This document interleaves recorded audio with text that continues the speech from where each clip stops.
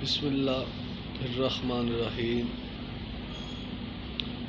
اچھی گفتگو،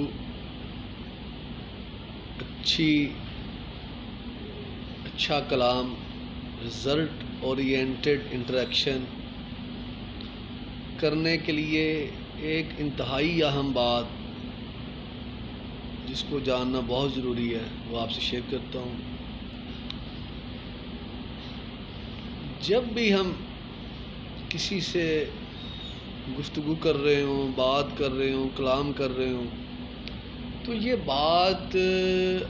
ہمارے پیش نظر رہنی چاہیے،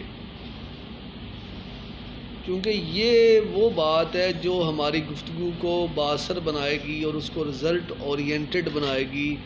اور وہ ہماری گفتگو کسی نتیجے پر پہنچے گی۔ اگر ہم یہ ایٹیچیوڈ، یہ بات کو پیش نظر رکھیں گے اپنے سامنے، وہ یہ ہے، یہ پاسبل ہے، یہ آپشن موجود ہے جو ہم بات کرنا چاہ رہے ہیں، جو میں بات کرنا چاہ رہا ہوں آپ سے۔ ایک تو وہ میرے ذہن میں اس کا مفہوم موجود ہے، وہ میں آپ سے بات کرنا چاہ رہا ہوں، تو اس کے امکانات موجود ہیں، یہ پاسبلٹی ہے کہ میں وہ بات جو میرے ذہن میں موجود ہے، وہ مطلب، وہ معنی، وہ مفہوم جو میرے ذہن میں موجود ہے، اس کو ادا کرنے کے لیے، اس کو آپ کے سامنے پیش کرنے کے لیے ممکن ہے کہ میں الفاظ کا وہ چناؤ نہ کر سکوں جو میرے ذہن میں مفہوم موجود ہے، اور آپ میرے لفظوں سے کوئی اور مطلب مراد لے لیں، تو ظاہر جو میں نے الفاظ بولے آپ اس سے وہی مراد لیں گے نا جو میں نے الفاظ بولے ہیں۔ آپ میرے ذہن میں جو میرا مطلب ہے، جو میری مراد ہے، وہ تو آپ کو نہیں اس کا پتہ۔ تو عرض کرنے کا مقصد یہ ہے، تو مجھے ذہنی طور پر تیار رہنا چاہیے، اگر کوئی میری بات سے ڈفر کرتا ہے، اختلاف کرتا ہے اور میری بات کو کسی موقع پر غلط کہتا ہے، تو مجھے یہ بات کو سمجھنی چاہیے۔ تو اس بات کا امکان موجود ہے کہ جو میں نے بات کی ہے، میں نے ہو سکتا ہے کہ میں نے وہ الفاظ کا چناؤ، سلیکشن آف ورڈز مناسب نہ کی ہو، میں کہنا کچھ اور چاہ رہا ہوں اور میں نے الفاظ کچھ اور بولے اور دوسرے نے اس کا مطلب کچھ اور لیا، تو اس کو اجازت ہے نا، کیا دوسروں پر فرض نہیں ہے کہ وہ جو میں بات کروں وہ اس کو اندھا دھند اور بلائنڈلی اس کو فالو کریں، اس کو مانیں۔ جو میں الفاظ بول رہا ہوں، دوسرے میرے الفاظ کے لحاظ سے ہی میرا مطلب سمجھ رہے ہیں، وہ الگ بات ہے، ان کو تو نہیں پتہ، آپ کو تو نہیں پتہ کہ میں کیا بولنا چاہ رہا ہوں، میرے اندر مفہوم کیا ہے، آپ تو مجھ کو میرے لفظوں سے جج کریں گے نا۔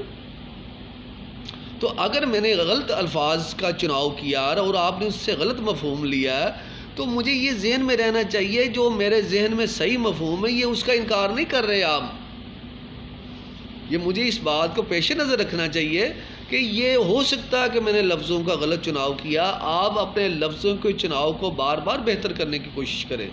اور آپ کبھی یہ نہ لیں کہ یہ آپ کے جو لسنر ہے وہ نیگیٹو پرسن ہے۔ آپ زیادہ فوکس اس بات پہ کریں کہ آپ کمیونیکیٹ صحیح طرح نہیں کر پائے، اور دوبارہ فوکس کمیونیکیشن، دوبارہ بات کرنے پہ فوکس کریں۔ آپ الفاظ کا چناؤ صحیح طرح نہیں کر پائے، دوبارہ اپنی بات کو ریفریز کریں، دوبارہ بات کرنے کی کوشش کریں۔